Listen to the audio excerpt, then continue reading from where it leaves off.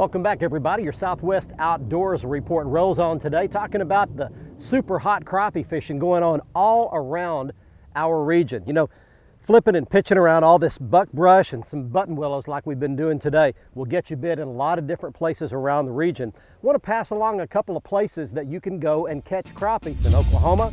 Fort Gibson, Eufaula, and Broken Bow are some of my favorites. In Louisiana, Caddo and Bistineau are real good shallow water crappie spawning lakes. And in Texas, some of my favorites are Cedar Creek, Richland Chambers, and believe it or not, Texoma.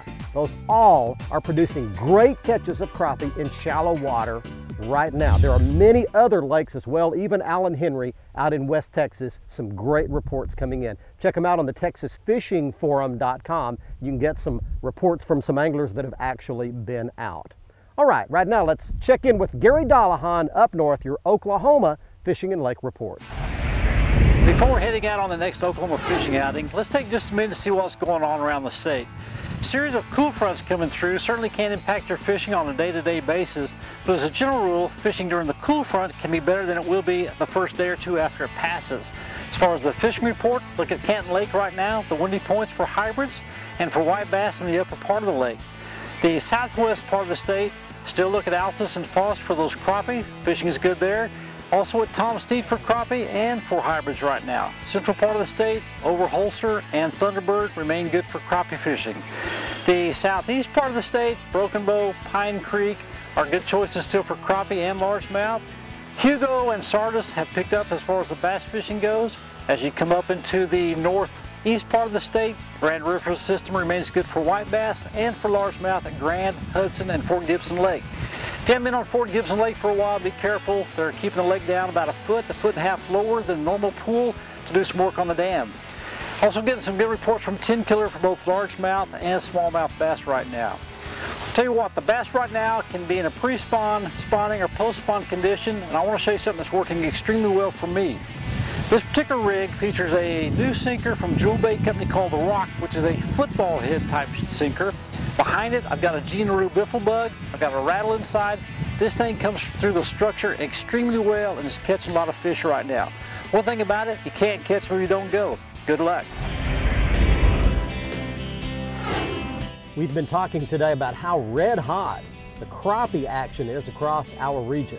One other species that's biting real well, starting to really heat up here in late April going into May, are hybrid stripers. Several good hybrid lakes around the region. One of the best kept secrets for good-sized hybrids is Lake Palestine, located just south of Tyler, Texas. Let's locate it for you on the Lowrance HDS-10 with the Insight shaded relief mapping.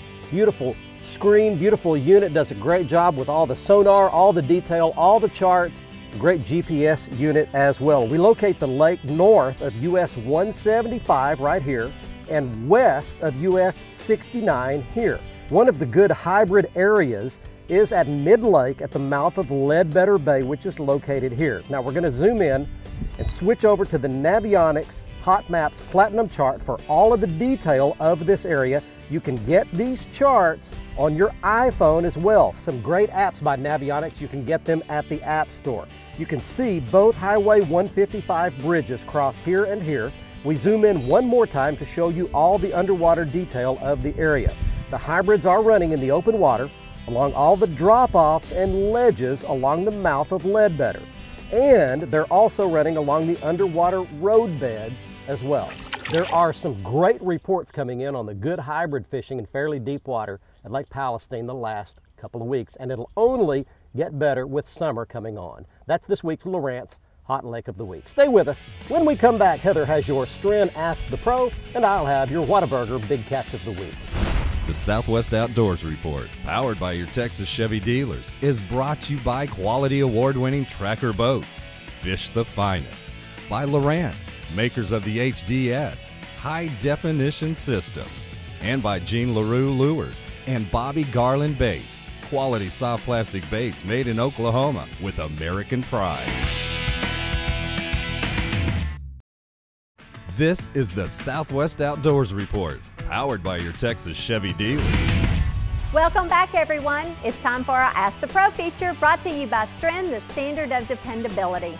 Our question this week is from Larry in Amarillo, Texas, who wants to know, is there any formula for matching worm length with hook size? That's a great question, Larry. Let's get the answer from 28-time Classic qualifier, Gary Klein of Texas.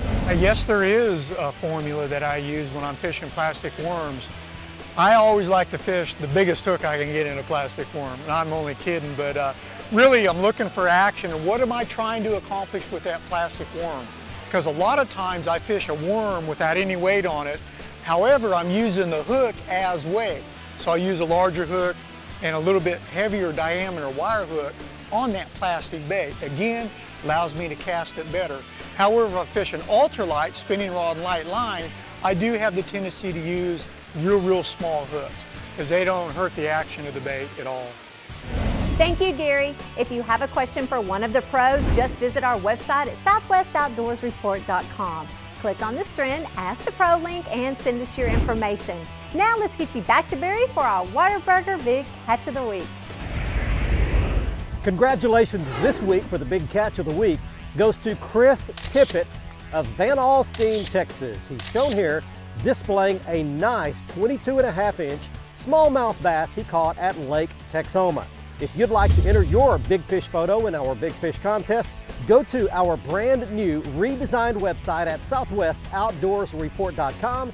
You'll find everything you need there on the right side of the page to sign up to be a member of our fan club. It's free, and you'll be able to submit your big fish photo, ask a question for one of our pros, and read my blogs, my latest weekly blogs right at the bottom of the page, all at southwestoutdoorsreport.com. Well, I do hope you'll employ some of the tactics that we've talked about on today's show to help you catch a big stringer or basket of filleting-sized crappie this coming weekend on your favorite lake. Fish the middle to the backs of those creeks, coves, sloughs, and backwaters in fairly shallow water with a slip bobber or a weedless jig, and I think you can have some great success on almost any lake in our region.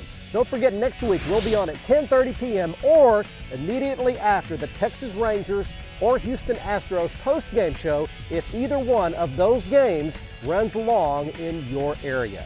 We'll see you next week. Until then, I'm Barry Stokes. Be safe, have fun. Bye-bye, y'all.